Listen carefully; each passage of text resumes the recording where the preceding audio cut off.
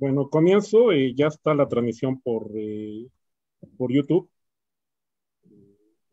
Entonces, buenos días. Este es el seminario de Física y Cómputo que se organiza en línea durante este semestre 2021-2, ¿no? Y en esta ocasión invitamos al doctor José Eduardo Westphal, que es un físico argentino reconocido que vive en Francia, ¿no? Él está asociado al Laboratorio Física y Mecánica de Materiales Heterogéneos de la Escuela Superior de Física y Química Industrial de París, ¿no? Con la asociación que hay ahora entre universidades, la Federación de Universidades, pues este FI forma parte, lo comentaba hace rato Eduardo, de lo que se llama París Sciences Lettres, ¿no? París Ciencias y Letras, ¿no? Y bueno, esta intervención del doctor Westphal, pues él lo pone como que se enmarca, bueno, pone ahí en su presentación, que seguramente lo están viendo, ¿no? Dentro del mes de México que actualmente se está desarrollando en Francia, ¿no? Que bueno, ahí lo ven también del 3 de junio al 1 de julio de 2021. Bueno, pues sin más, pues le damos la palabra para que Eduardo nos dé su plática.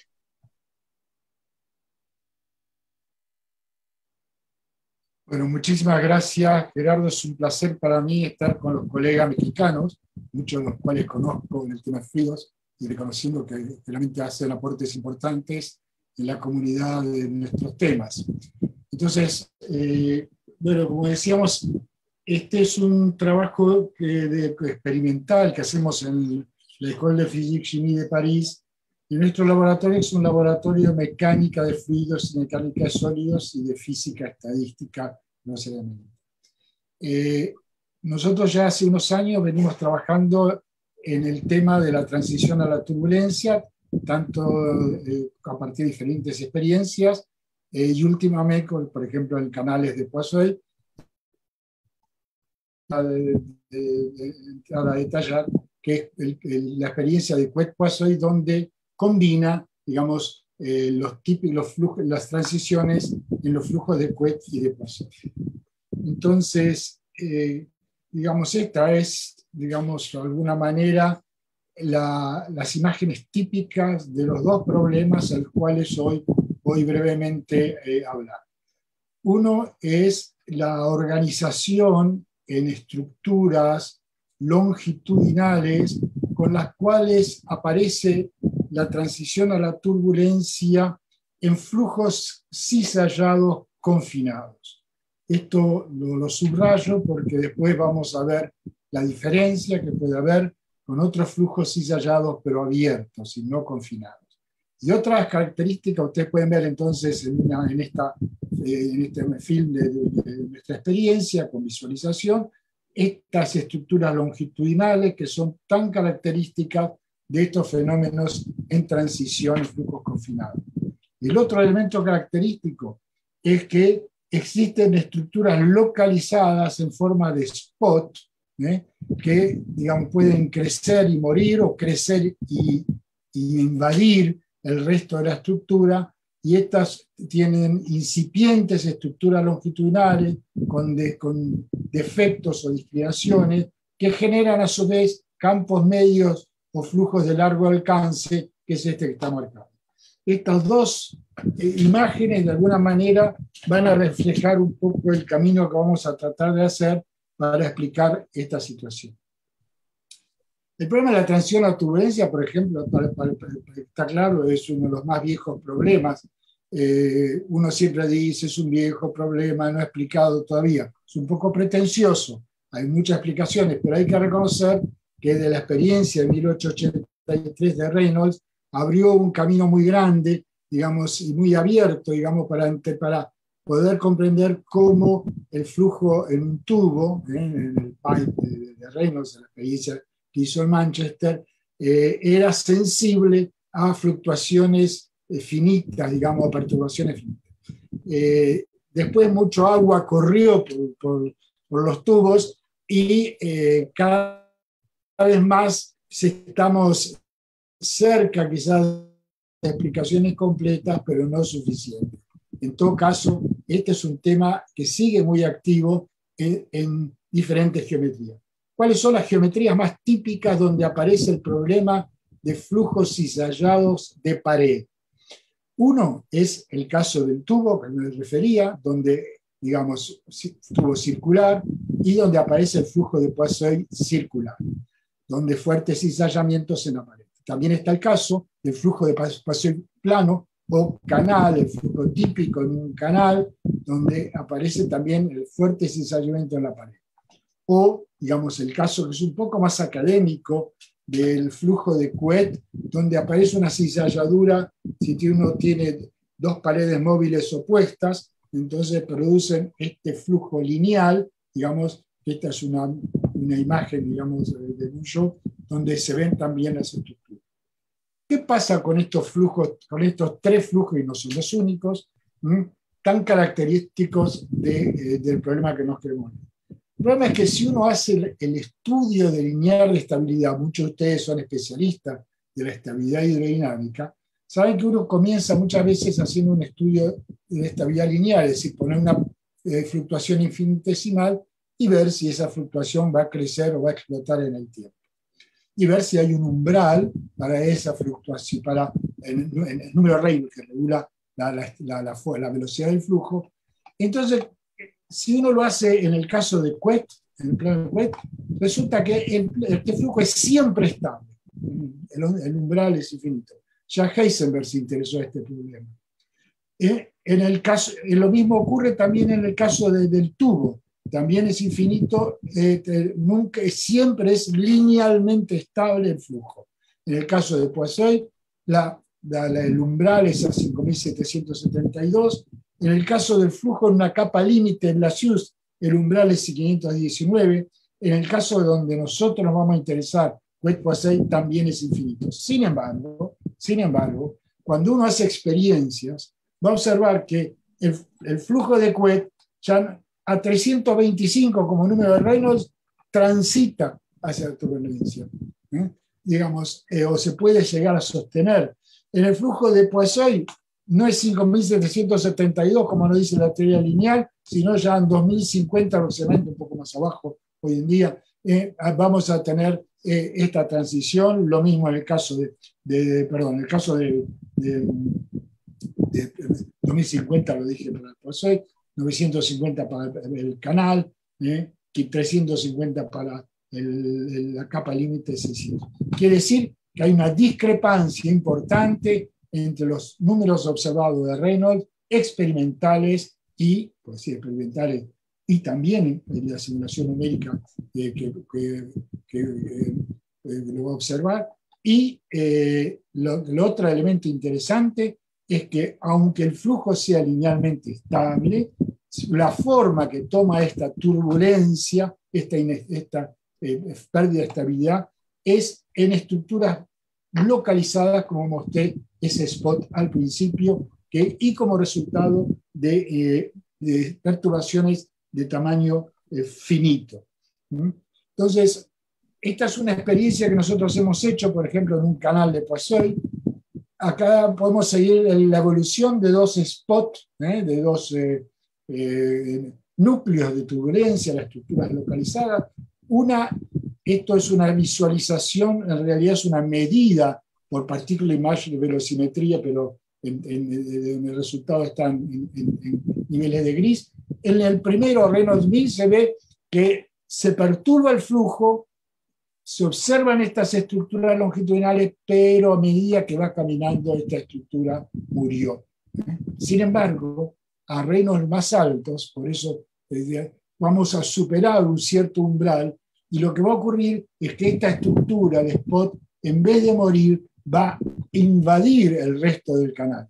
Y lo interesante es que cuando va a invadir el resto del canal, ustedes van a ver esta expansión, por ejemplo, lateral, además de esta expansión vertical, y van a ver estas wave, estas oscilaciones tan típicas en la cola de spot. Son dos elementos que vamos a guardar un poco en memoria. Esto en otra visualización, también hecha en el laboratorio. Acá sí que es una verdadera visualización con colorante, dos colorantes diferentes, puestos en diferentes niveles de la capa del canal. Por ejemplo, uno corresponde a lo que se ve acá en el centro, y otro, que digamos, esto es en el centro, y esto es cerca de la pared, y se ve este spot con la cosa, dos elementos típicos, uno, las estructuras longitudinales, y otro, el wavy, en la cola, con la parte activa, digamos, de la turbulencia.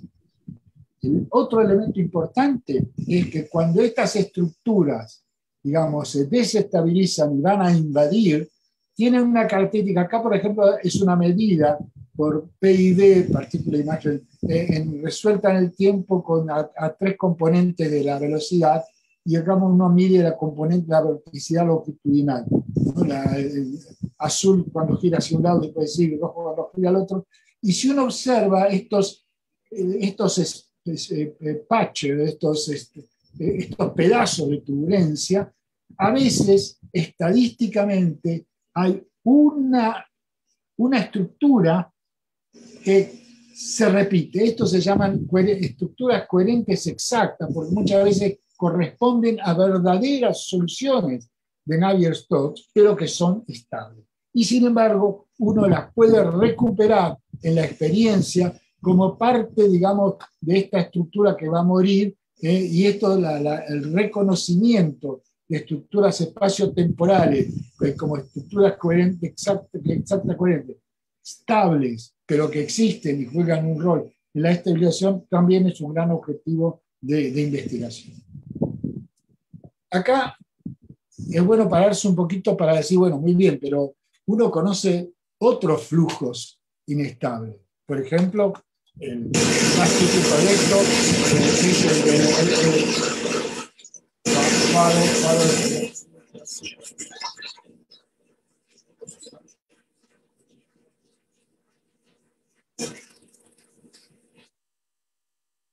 ahí está, perdone, pero era el ruido del canal, digamos, en el laboratorio, y entonces me di cuenta de la nada. Estos son los típicos vórtices de Benard-von Karman de una estructura de cizalladura. O sea, por ejemplo, acá tiene una capa de mezcla. Esta capa de mezcla va a producir, detrás de un obstáculo acá cuando viene el flujo, va a producir estas estructuras con vorticidad, pero en este caso, digamos, donde va a haber una frecuencia característica, una longitud de onda característica, el estudio de estabilidad va a determinar una expresión de relación. Sin embargo, aquí, en esta situación, la estructura tiene vorticidad transversal, es decir, el flujo viene así, pero las estructuras son transversales a la circulación del flujo.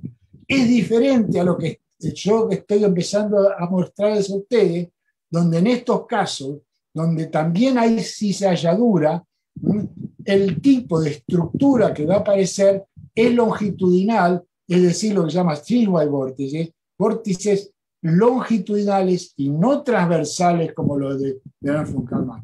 Y esto tiene que ver con el caso de confinado. Es el confinamiento, en este caso, que ha generado fuertes gradientes en la pared, y por un mecanismo que vamos a volver un poco más tarde, prefiere estas estructuras longitudinales en vez de transversales. Esto no quiere decir que los problemas de flujos transversales están totalmente resueltos. Hay problemas abiertos, en particular se ha avanzado muchísimo en los últimos 3-4 años. Por ejemplo, pese a que este es uno de los problemas más antiguos también, el tema de los vórtices de Benard-von Karman o de la estela de Benard-von Karman. Sin embargo, hasta hace muy poquito tiempo no se conocía exactamente la frecuencia que uno observaba en un experimento de una simulación numérica. ¿Y todo por qué? Por un problema no lineal muy interesante, muy simple. Es que en vez de hacer el cálculo de estabilidad sobre este perfil, digamos, de base, hay que hacerlo sobre el perfil modificado, no linealmente por las perturbaciones. Y entonces el perfil deja de ser se perturba un poquito, y cuando uno hace el cálculo de estabilidad, pero del perfil no linealmente modificado, ahí encuentra la buena frecuencia. Y acá, en los problemas de flujos de pared, digamos, tenemos una situación al revés. Acá, digamos, tenemos un problema que es linealmente estable, y sin embargo tenemos transición a turbulencia. O sea que esto de alguna manera define las dos categorías de problemas, uno de los dos abiertos actualmente, digamos, en el cual se ha avanzado mucho más en el tema de la izquierda que en el tema de la derecha. Bien, vamos a nuestras experiencias. Por las razones diferentes, que algunas voy a comentar, nosotros hemos elegido como flujo confinado, cizallado, el flujo de Couette-Poiseuille. ¿Qué es un flujo de Couette-Poiseuille? Por ejemplo, si ustedes tienen un canal, pero además digamos, con un gradiente de presión que va a empujar el flujo de alta presión hacia la baja presión, pero además tienen, por ejemplo, una pared que se mueve, el perfil de Poiseuille se combina de esta manera y este es un flujo de Couette-Poiseuille. En nuestro caso, la situación es diferente, porque tenemos una pared que empuja el flujo, pero tenemos masa cero, es decir, todo lo que va a la derecha va a un reservorio y vuelve para la izquierda. Es decir, hay esta situación de flujo más cero como flujo total, digamos, hace una cosa interesante, porque mientras en el problema de la izquierda o en un canal, ya sea en un canal plano o en un canal circular, hay una velocidad de advección media, en este tipo de problema la velocidad de advección media es nula, con lo cual las estructuras van a estar más no escapándose del laboratorio como ocurre en los canales, ya sea circulares o no. En ese sentido es parecido a la experiencia de Couette-Planck. Este problema, digamos, además de lo académico, tiene algunas incidencias industriales, digamos, por ejemplo, el problema típico de la cavidad bueno, no sé, ¿no? Lead Driven Cavity, no conozco el nombre exacto en castellano, pero una pared móvil y una cavidad acá, hay una recirculación, esta recirculación, el flujo va a ser este tipo de cosas, digamos, lejos de la pared, vamos a tener el típico caso de Couette-Poiseuille. También esto se ha estudiado mucho, particularmente la gente que hace hidrodinámica de lagos, se interesa mucho por el efecto del viento sobre el movimiento los movimientos internos en los lagos, también, digamos, masa nula total del flujo, masa nula total, el viento que empuja y que juega el rol de la pared. Este es el caso de Couette-Poiseuille. ¿Cómo vamos a hacer una experiencia? La experiencia es, la idea es simple, la realización compleja. Es decir, vamos a tener una pared móvil de un lado y una pared fija del otro lado en un canal grande, de cerca de 2 metros de longitud, un poquito más de 1 centímetro de espesor transversal, unos 70 centímetros de altura. Hay que tener en cuenta que para ver las estructuras, el tamaño típico de la estructura va a estar dado por los gradientes típicos, digamos, las longitudes típicas transversales, o sea, digamos, van a ser del orden del centímetro, si yo tengo un espesor del centímetro. Quiere decir que si yo quiero tener muchas estructuras para hacer estadísticas, etcétera, digamos, necesito lo máximo posible que pueda en esta altura que vendría a ser la distancia, la dimensión transversal, para tener muchas estructuras longitudinales. Entonces, empujamos acá. ¿Cómo empujamos? Y hay una correa que viene aquí, se enrolla en este tambor y vuelve bien pegadito para atrás, vuelve acá. El grueso del flujo va a estar entre la pared fija del lado de enfrente y la pared móvil esta. Y todo lo que la pared móvil empuja va a llenar este tanque, y cuando este tanque de alguna manera va a subir mucho la altura, la presión va a ser suficiente como para asegurar el flujo de retorno que va volviendo acá, y en situación estacionaria la velocidad media es cero. O sea, esta sí va a funcionar esta situación. Del punto de vista del cizallamiento, cizalladura que va a producir estos fenómenos, en la parte, digamos, que yo llamo Couette, digamos, esta parte, es una parte de muchísima más cizalladura que la que ocurre en el perfil de retorno de Poiseuille. Por eso muchas veces la hidrodinámica y la actividad turbulenta va a estar fundamentalmente, digamos, del costado de esta pared móvil. Bueno, ¿cuáles son las características de este flujo? Ahora, la experiencia, acá Lucas Clot fue el primer tesista que ha montado esta experiencia, también tiene un segundo estudiante en tesis, Tao Liu. Hay esencialmente cuatro tipos de estructuras que uno observa acá, digamos, de estructura. En primer lugar, un flujo laminar cuando no pasa absolutamente nada. Es decir, por más que yo perturbe, digamos, no generamos ningún tipo de estructura. Acá, aunque parezca mentira, pero se está moviendo acá ven, la correa se está moviendo. Esto es una visualización con partículas de aluminio. Acá ven la correa, porque cuando en la parte donde está el scotch que junta los dos pedazos de la correa, sin embargo no hay traza de estructura hidrodinámica aquí. Por el contrario, en esta parte, digamos, acá esto es una parte donde hay un pequeño agujero, después voy a volver sobre esto, donde uno puede perturbar el flujo con una inyección inyectándolo, y acá introducimos un spot que va a morir, digamos, este es un típico spot turbulento con toda su dinámica. Cuando uno aumenta el número de Reynolds, acá estaba en 330, estabilidad total, 530, tengo spot que pueden ver, ya subiendo un poco más, empiezan a aparecer estas estructuras longitudinales que a su vez se macroorganizan de una forma bastante importante. Acá tenemos una macroorganización en el spot, una cosa localizada, pero acá también se puede organizar en estructuras en bandas, es decir, como si fuera una capa de vórtices longitudinales sobre otra y esto con una inclinación.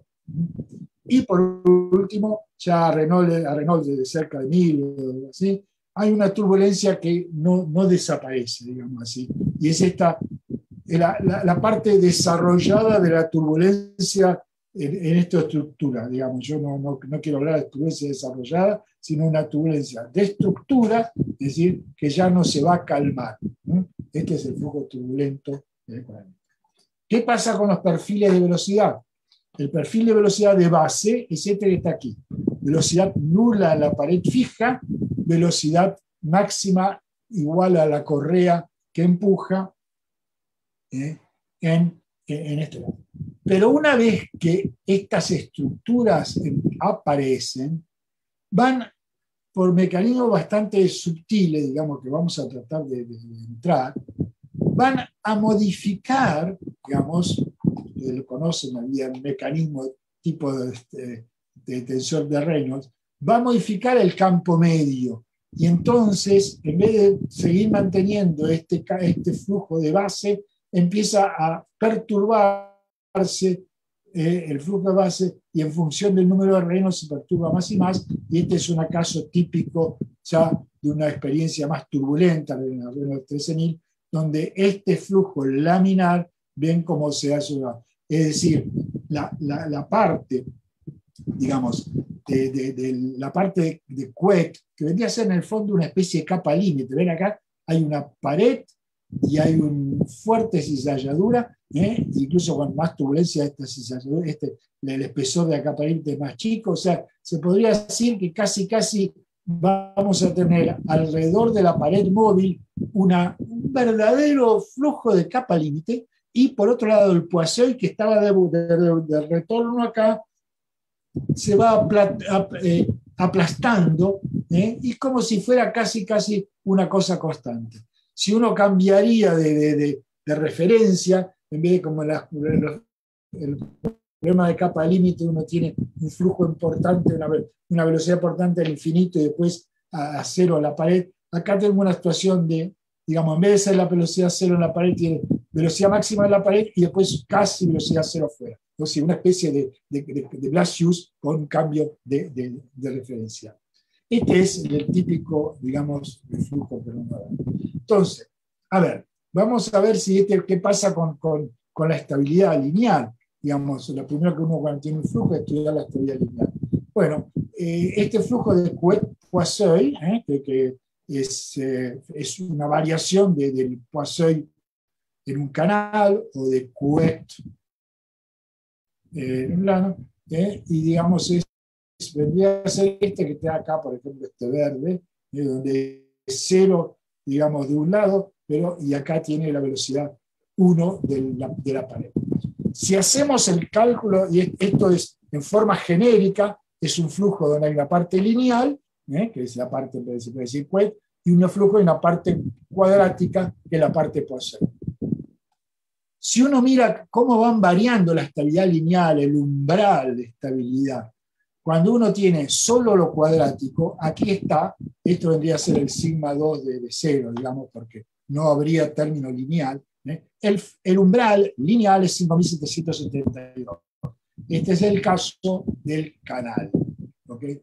Cuando uno va aumentando la parte lineal y disminuyendo lo cuadrático, lo lineal es más grande, en el caso del flujo de Couette perfecto, donde no hay nada de cuadrático y solo es lineal, el umbral se fue al infinito, que era lo que yo comentaba al principio. El caso nuestro, que es Couette-Poiseuille, que al principio no sabíamos dónde íbamos a estar, entra pese a que hay de los dos, hay un tercio de lineal, digamos, y 2 tercios de cuadrático, sin embargo, es suficiente para que el umbral sea infinito. Conclusión, el flujo de Couette-Poiseuille es siempre linealmente estable. Muy bien. ¿Qué pasa con estos flujos? Oye, pero el flujo linealmente estable, pero por otro lado, ya le mostré que había transición, que había estructura. Entonces, para esto, durante mucho tiempo, la teoría, digamos, se interesó en un concepto lineal, pero no de estabilidad no modal, no normal, digamos así. Es decir, el tema es interesante, es el siguiente. Si yo tengo dos modos que son normales, y es una combinación de modos, pero ambos modos son lineales, son estables, en función del tiempo, estos modos negros van a disminuir. Quiere decir que la composición de estos dos modos, al principio yo la excité, pero con el tiempo van a morir porque los dos modos normales, la composición también va decreciendo con el tiempo. Pero si los modos no son normales, por ejemplo, estos dos modos, pese a que estos dos modos no normales sean estables, ustedes ven que aquí decrecen en el tiempo, aunque decrezcan con tasas diferentes. ¿Qué pasa? En un momento, esta composición hace de que primero tengo y por la geometría del problema, este vector puede ser más grande que el que había al principio, pero después va a terminar muriéndose porque los dos van a terminar a largo tiempo, los dos modos van a terminar desapareciendo. Quiere decir que el modo rojo, que es la superposición de dos modos no normales, digamos, me da un instante en donde tengo un máximo de perturbación antes de morir. Entonces muchas veces, esto es lo que se llamaba las transiciones por bypass, muchas veces se pensó que la explicación de la turbulencia era solo esto, es decir, estamos frente a problemas de bypass de modo no normal. Entonces, es cierto que esto ocurre, vamos a ver en detalle, pero vamos a ver también que esto no solo es suficiente. Es decir, para esto es fácil, uno calcula, hay un cálculo de estabilidad no normal, donde uno calcula dos cosas. Una, la tasa de ganancia, es decir, si yo pongo una cierta perturbación, la pongo en Navier-Stokes, digamos, desde el punto de vista teórico. Esa perturbación por modo no normal va a crecer y va a morir porque el sistema es estable, este flujo. Y vamos a ver qué ganancia tiene. Y vamos al mismo tiempo vamos a calcular en qué momento tengo ese máximo de ganancia. Entonces me va a dar tres cosas. Eso, y además me va a dar la función propia de la estructura. Es decir, voy a ver que esas estructuras, si esto es la distancia transversal, aquí está la pared móvil y acá está la pared fija, la mejor es la estructura que explota más en esta teoría del transient growth, como se dice, el crecimiento transitorio lineal, no normal, ocurre del lado de máxima cizalladura. ¿Okay? Es decir, y aparece en el lugar donde la velocidad prácticamente es cero, pero en el lado de Couette. ¿Okay? Nosotros hemos calculado esto, hemos observado el máximo, comparamos con otras medidas, con otros cálculos en Couette y Poiseuille, y digamos, ahora tenemos esos elementos teóricos para eventualmente poder analizarlos experimentalmente. ¿Cómo hacer para analizar experimentalmente cosas de este nivel? Y hay que perturbar con cuidado el flujo. ¿Por qué con cuidado? Porque uno, por ejemplo, para medir la ganancia, uno tiene que saber qué pequeña perturbación pone aquí para después medir qué máximo valor tuvo. Entonces, hasta ahora, había experimentos en Couette plano, o sea, con dos bandas que se movían en forma, y tanto en KTH en Suecia como en Saclay hubo experiencias donde se perturbaba el flujo, ya sea con un hilo. Esto fue bastante al fin de los 90. En el año 2000 fue activo este tema, digamos, donde hubo medidas por visualización y por perturbaciones. Acá, claro, que para perturbar había que encontrar justo que un flujo, un pequeño jet entre el haciendo un agujerito en la placa, era complicado. Nosotros encontramos otro mecanismo, como una de las paredes se fija, entonces nos permite hacer un agujero en el vidrio de una de las paredes y controlar perfectamente un jet en crossflow a través de la pared, muy controlada, con una velocidad que se controla con respecto al flujo principal y con una perturbación que le agrega un volumen al volumen de la masa total de la experiencia muy pequeña, entre 10 a la menos 6 y 10 a la menos 5. Prácticamente es una pequeñísima pared de perturbación.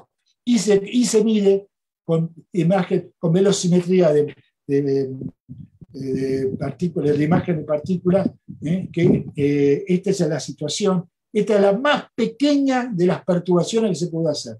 ¿Y qué se ve? Si se mide la componente longitudinal, el streamwise, ¿okay? Se ve que se perturba, tac, y ven cómo se crea este spot muy débil y que va a morir. Va a morir, que es esta parte que está acá. Esta es la velocidad medida con estructura longitudinal.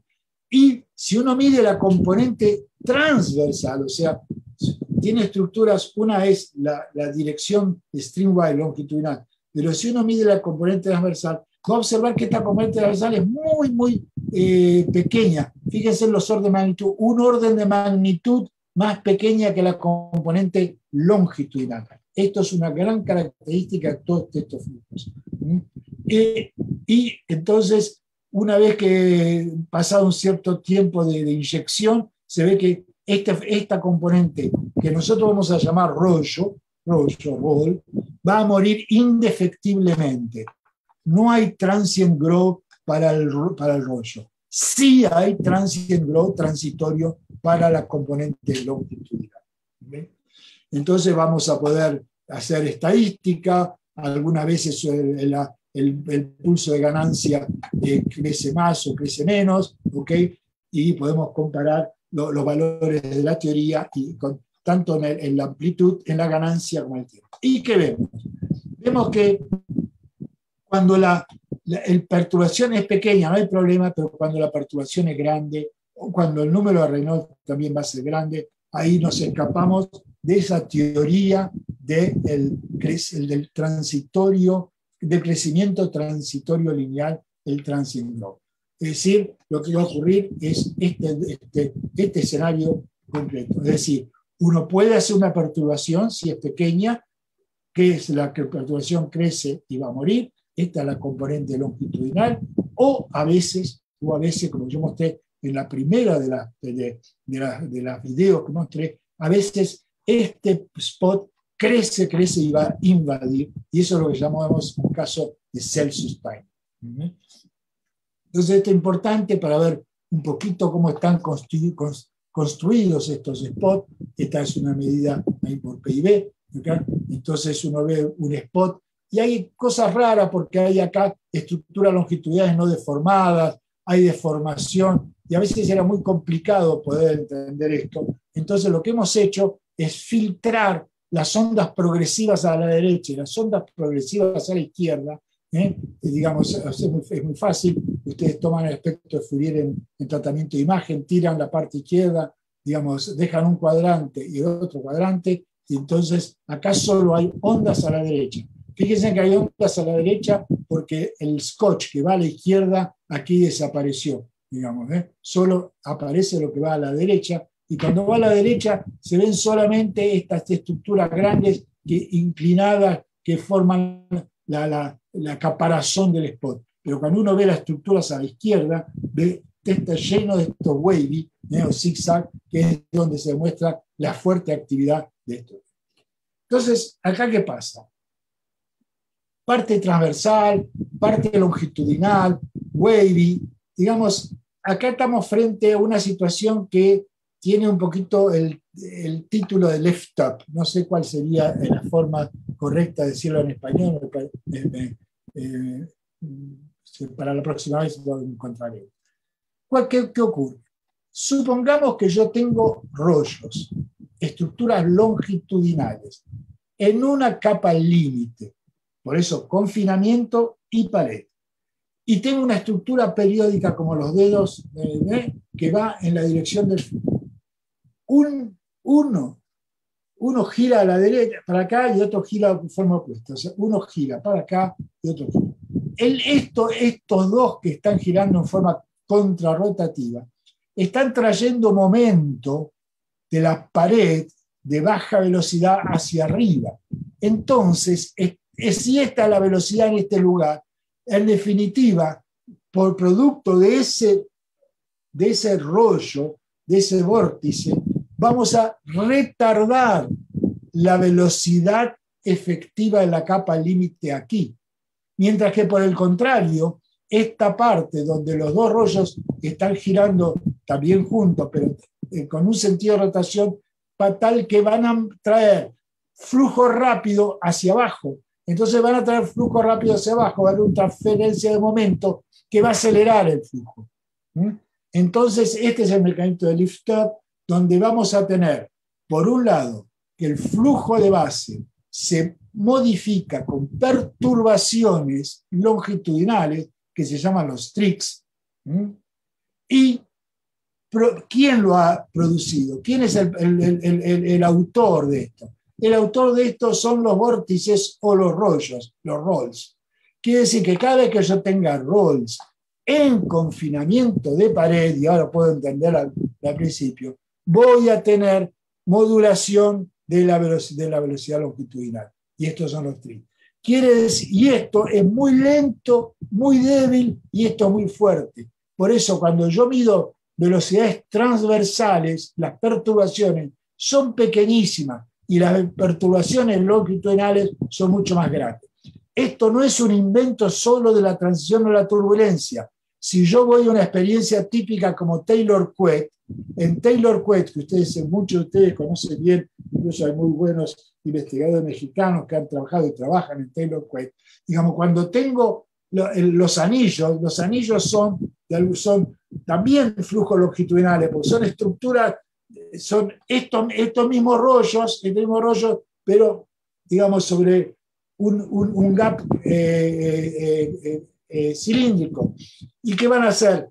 Esos rollos van a modificar el campo de base, y entonces si uno hace la medición de las componentes azimutal de Taylor-Cuet, es como si uno mide las street, Y si uno hace la medida de la componente radial de Taylor-Cuet, uno mide los rolls. Quiere decir que Taylor-Cuet, lo que uno observa en Taylor-Cuet, no es ni más ni menos que también otra forma del mecanismo del stop.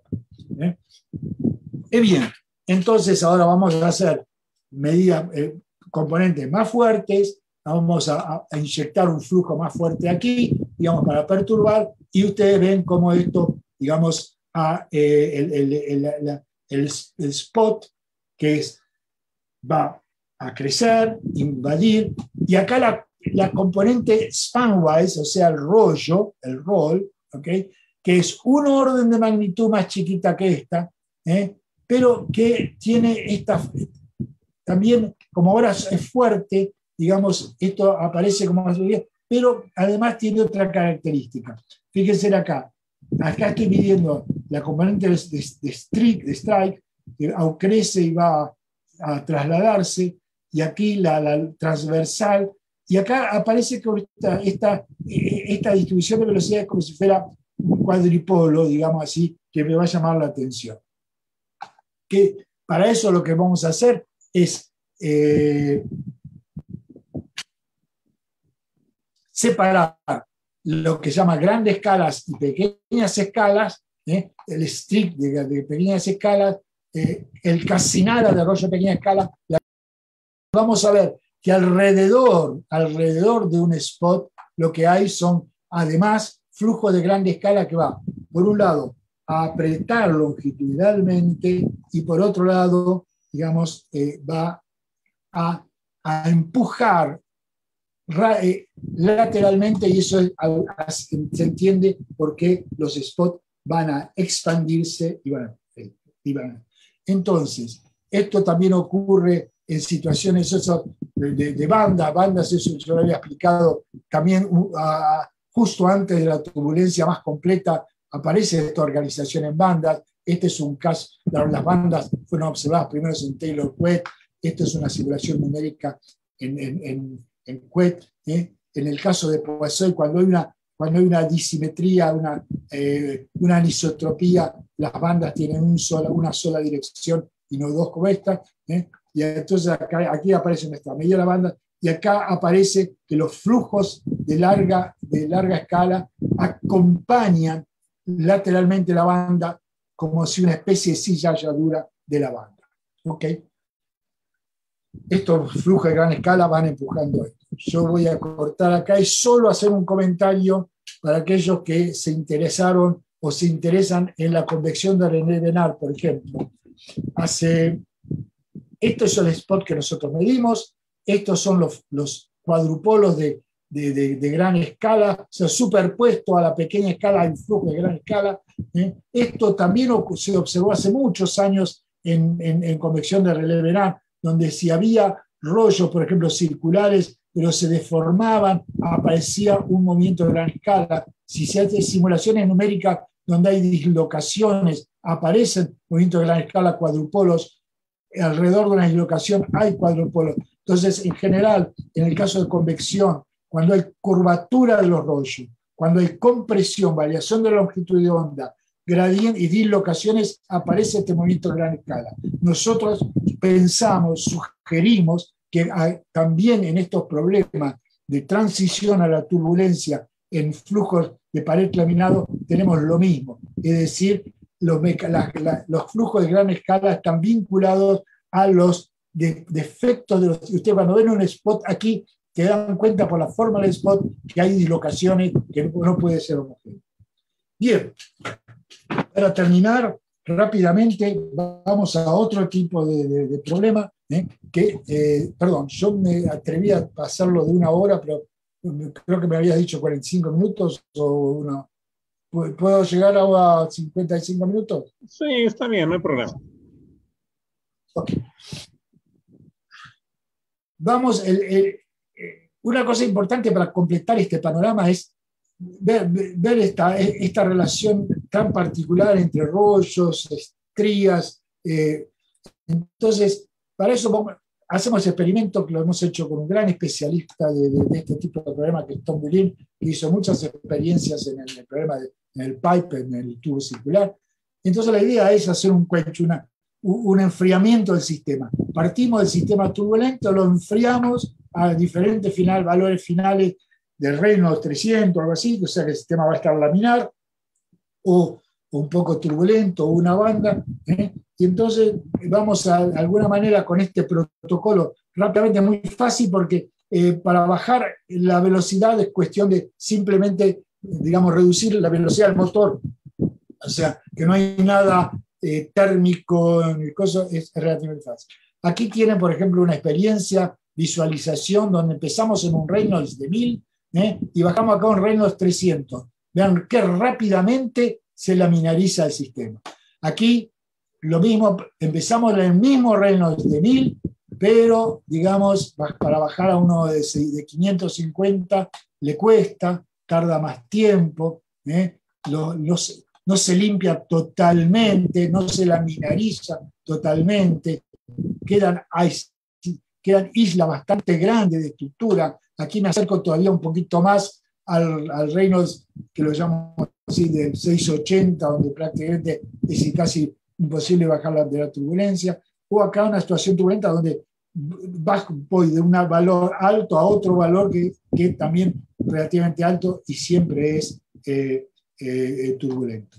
Esto es interesante porque si esto lo hago midiendo la velocidad,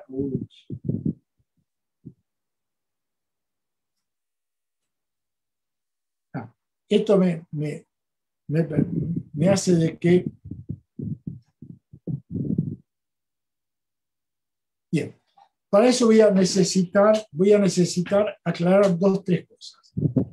Acá voy a tocar un modelo de Vallev que hizo con muy fuertes aproximaciones para estudiar el caso de Quet-Planck. ¿Qué es lo que hizo Vallev? Dijo, bueno, los ingredientes son la velocidad del rollo, que la hemos medido hace un rato, la velocidad del estrío, o sea, la perturbación del flujo de esto. Fíjense, si yo tengo un poco más de velocidad aquí y un poco menos de velocidad aquí, voy a producir una cizalladura local que me va a dar lugar a una especie de Kelvin-Helmholtz, pero de vorticidad normal. Y aquí la puse. Quiere decir que estos rollos que están acá, en cuanto la perturbación, los estríes sean fuertes, van a generar ondulación. Así se explica, entre otras cosas, los wavy de Taylor-Quet. La famosa inestabilidad wavy de Taylor-Quet no es ni más ni menos que la fuerte cizalladura entre 2 estríes que va a producir vorticidad normal. Pero además, ¿qué habíamos dicho?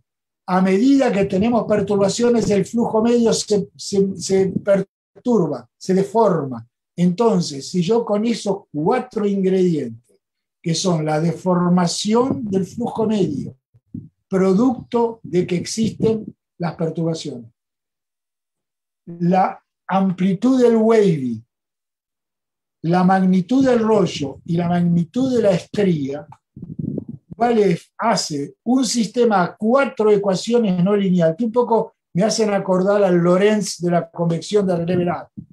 3 ecuaciones no lineales, el mínimo para sacar física de ahí. Acá, 4 ecuaciones que van a vincular la componente suave transversal, la componente fuerte longitudinal, el wavy. Y fíjense qué es lo que aparece. Para tener más rollo, yo si no tengo nada de wavy, el rollo va a morir. Es lo hemos visto. Pero en cuanto tengo wavy, estoy alimentando los rollos. Y si alimento los rollos, estoy alimentando la perturbación. Y cuadráticamente, wavy y rollos y estríes modifican más y más el campo medio. Esto se engancha en forma no lineal y esto es lo que produce la self-sustained process. Es decir, eso es lo que vimos hasta ahora, que muchas veces el spot, digamos, se embala, y se embala porque vamos a mirarlo en detalle. Si yo ahora miro en detalle, mido Ahora, con la PIB, la energía de los strip, que es la energía longitudinal, la energía de los rollos y el espectro normal, veo como al principio tenía mucho rollo, mucho strip y tenía mucho wavy. Y en cuanto el wavy desapareció, los rollos se murieron, como nos dice Weleff. Lo único que me subsiste es un poco de strip por viscosidad, porque el strip es más fuerte. Entonces, esto es lo que observan, esto es la física que uno puede sacar conclusión de estos mecanismos del quenching, del enfriamiento. Las strips terminan, al principio vieron en turbulencia, vean la oscilación, el waviness, y se muere el waviness y quedan bien derechitas, y cuando ya hay bien derechitas, se terminaron los rollos porque nadie los puede alimentar no linealmente. ¿Okay? Bueno, y de ahí vamos a calcular los tiempos característicos, y los tiempos característicos me van a decir la inversa, va todo a aparecer como si habría aquí un umbral a tiempo infinito. La situación no es tan fácil porque resulta que al mismo tiempo hay spatch, hay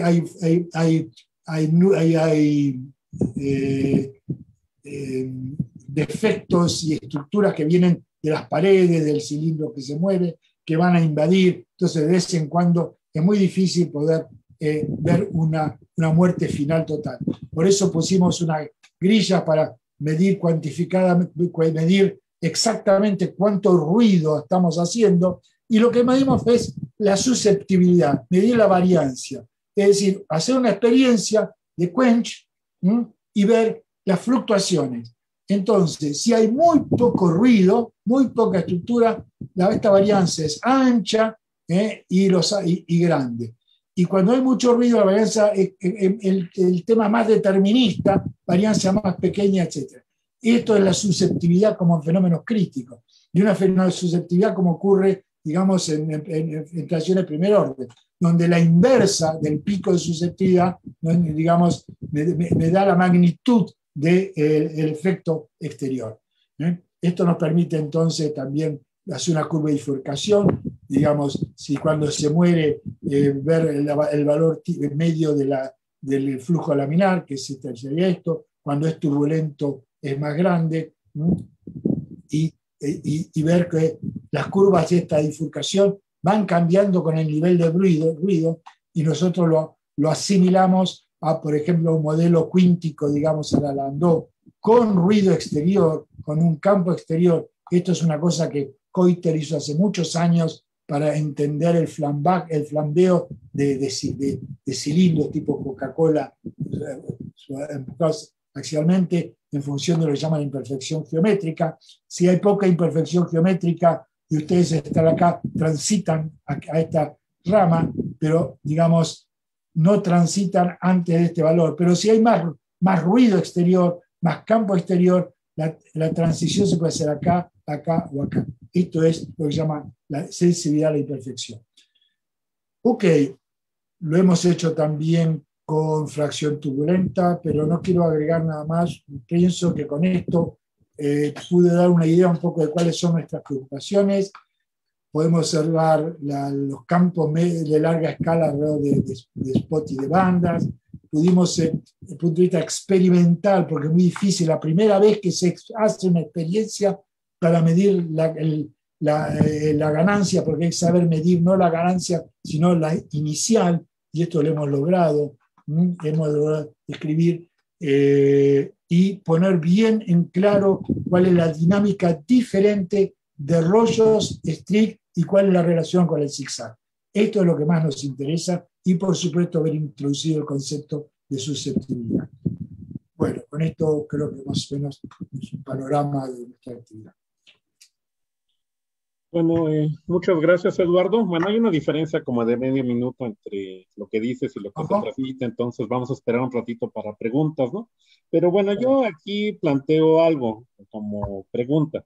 Bueno, yo más bien he trabajado en turbulencia desarrollada, ¿no? Donde, bueno, tienes, bueno, esto es lo que tú ves, la transición.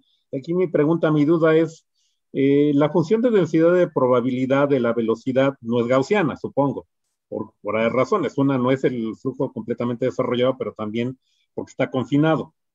¿Tú qué me podrías decir al respecto?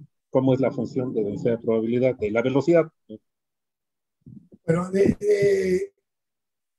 nosotros, digamos, no lo estudiamos directamente tan preocupados por la transición. Pero, por ejemplo, hay una consecuencia de esa que es la siguiente. Les voy a mostrar las referencias.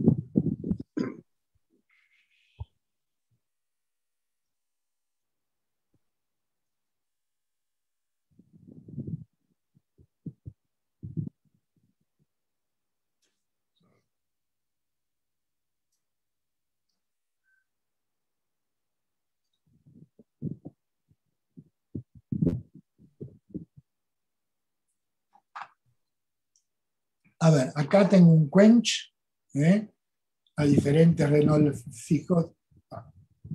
Si me estoy muriendo a un coso laminar, acá tengo de la fracción turbulenta, no de la velocidad. O sea, es una especie de binarización. Velocidad es más grande que tal, negro, velocidad más baja, blanco. Entonces, mientras estoy en la bajada laminar es gaussiana, cuando ya prácticamente no hay estructuras. Sin embargo, se ve bien cuando hay estructuras longitudinales, la PDF es fuertemente corrida. ¿Okay? O sea, nosotros nos hemos limitado a ese aspecto y no a las PDF clásicas de la turbulencia desarrollada. Pero está claro, con estructuras está clarísimo que se pierde la normalidad y la gaussiana en esta. Bien. Bueno, mira, también otro comentario. De hecho, esto que mencionabas ahí del flujo y los rollos, ¿no? Te comento que también he estado trabajando un problema que tiene que ver con aplicaciones de energía solar, que tienes flujo en un tubo, el cual calienta de forma irregular por abajo. Bueno, ¿qué pasa? Bueno, puedes tener el caso donde los rayos del sol llegan digamos, de manera normal, bueno, tienes esa normal, pero tienes un perfil irregular en la parte de abajo, entonces cuando pones a hacer la simulación, que lo estamos haciendo ahora, ves el flujo de Couette, pero que es modificado justamente por la existencia de rollos, que van a depender de qué tanto está calentándose, ¿no? Y ves este tipo de cosas, y también, por ejemplo, observamos que en ciertos momentos, cuando aumentas, en este caso, el número de Grashov, ¿no? Empiezan a ver, ¿cómo se llama? Ya no es laminar, sino empiezan a ver inestabilidades, ¿no? Falta estudiar un poco más qué pasa si esas inestabilidades crecen, si se amortiguan, ¿no? Pero tenemos, digamos, observamos eso y además también podremos tener una cosa, digamos, algo como lo que tú decías, de un lado distinto de otro y una irregularidad, digamos, en la coordenada horizontal, ¿no? Para un poco reproducir lo que tú estás viendo, ¿no? Pero en otro sistema distinto. No, está claro que hay una buena parte de todo lo que es convección, por ejemplo, el caso de convección de Relevenar, ¿no? Para tener un punto de referencia, en celdas inclinadas o donde le agregas un flujo longitudinal en la dirección del rollo, prácticamente recuperas una buena parte de la zoología que yo me refería. Bueno, a ver, estoy esperando que haya preguntas, pero parece que no. Digo, bueno, si tienen preguntas, por ahí pues hay varios, bueno, hay varias personas conectadas, ¿no? Pues no hay, bueno, algo, por ejemplo, bueno, pregunto por ahí si está Eduardo Ramos ahí, si quiere hacer un comentario. Salud. Pues esperemos un momento, ¿no? Porque aquí tengo el chat, ¿no? A ver, pues no aparece, a ver. ¿No? No, pues no tengo más preguntas. Pero bueno, de mi parte, pues es un tema interesante. Bueno, parece que en algunos puntos hay unas ciertas convergencias en el trabajo que estamos haciendo actualmente. Y somos, bueno, ambos tenemos hacemos trabajo experimental.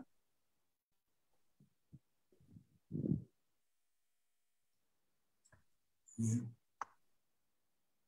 Bueno. Estoy tratando de ver si veo el chat, hay un chat ahí. Sí tengo el chat, pero no veo preguntas.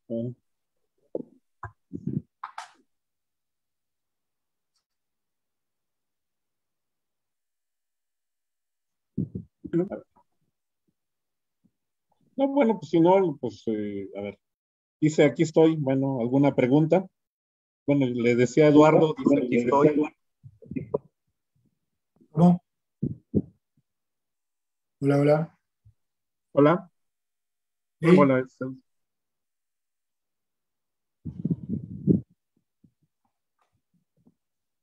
Aquí Hola, ¿me dice escuchas? Juan Alda, hay una pregunta. ¿Será posible utilizar estos resultados para explicar las cosas que de Nicoradí en la transición para el flujo en cañerías? ¿La explicar los resultados de quién, perdón? Pues dice, ¿sería posible utilizar estos resultados para explicar las curvas de Nicoradí, se pone? Nicoradí o algo así, en la transición para el flujo en cañerías. ¿Se refiere a la curva de fricción? Pues, dice, bueno, un saludo a Eduardo, a José Eduardo de Juan Dadamo. ¿Okay? Ah, muy bien. Ok. Pues bueno, no sé si nos diga algo más, si no, pues quieres hacer un comentario. Bueno, fue un placer estar con ustedes.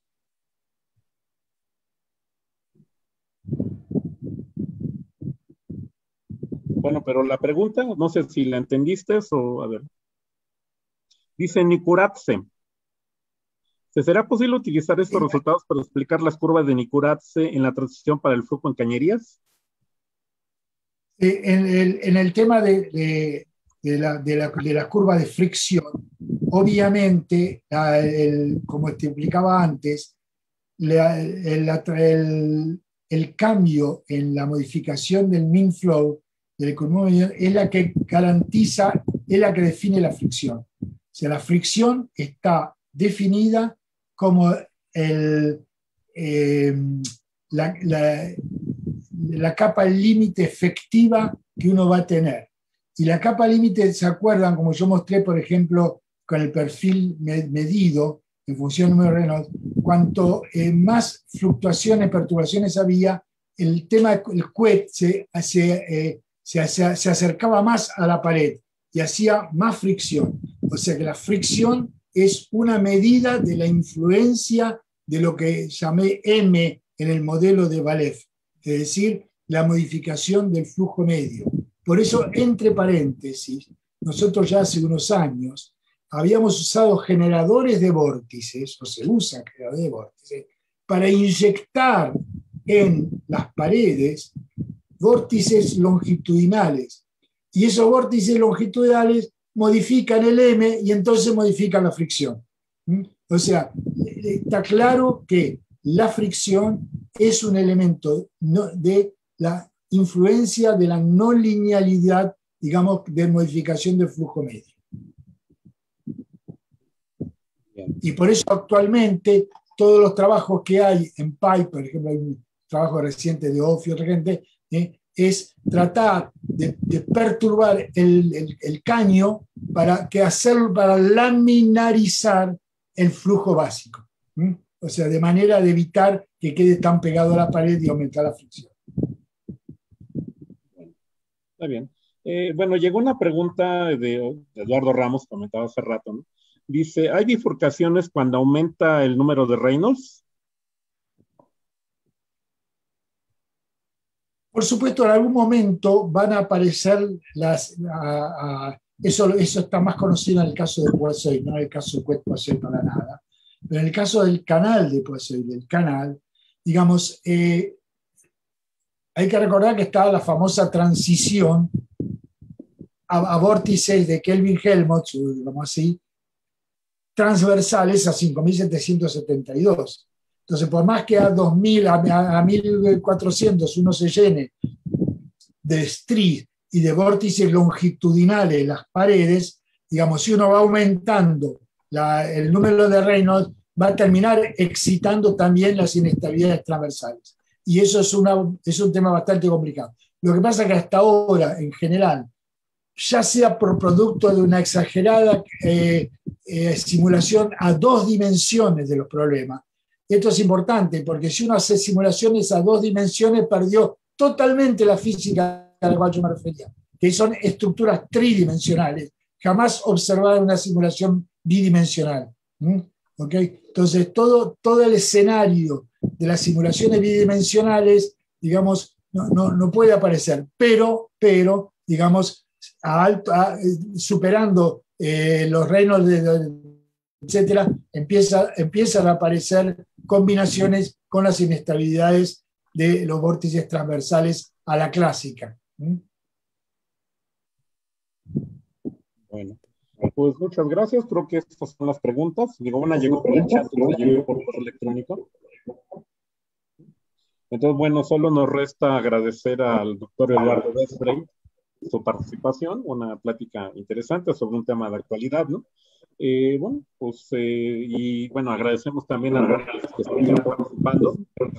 Y bueno, la siguiente seminario de esta serie pues, tendrá lugar, bueno, hay periodo vacacional en julio, en agosto, ¿no? Entonces, y bueno, esperemos ya pronto que nos veamos físicamente, ¿no? A todos, incluyendo también a Eduardo.